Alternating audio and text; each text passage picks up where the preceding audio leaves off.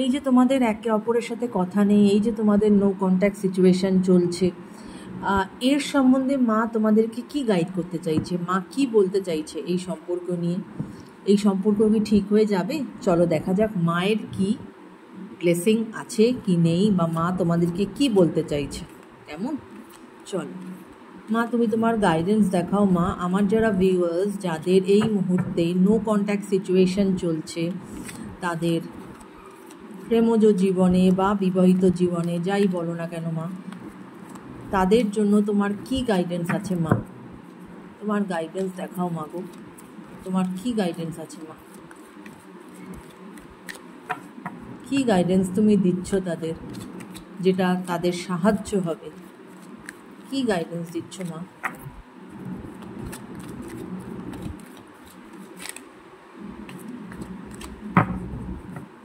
Please show me your guidance মা।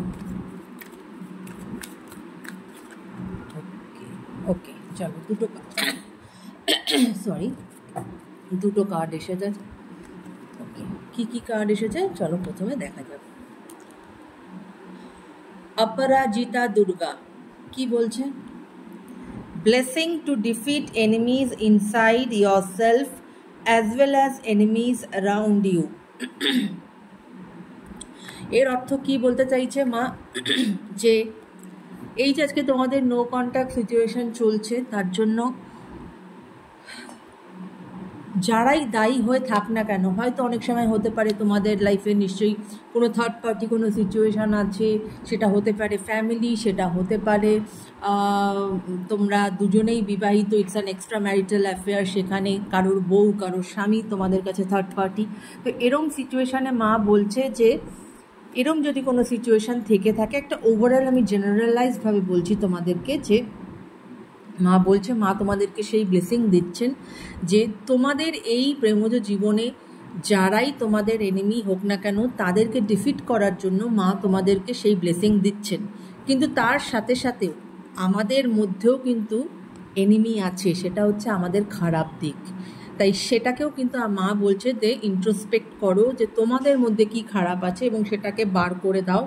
যাতে হতে পারে তোমাদের মধ্যে কারোর ট্রাস্ট ফ্যাক্টরের প্রবলেম আছে, কেউ হয়তো কারোকে বেশি সন্দেহ করছো, এইরকম অনেক কিছু থাকতে পারে, তাই না?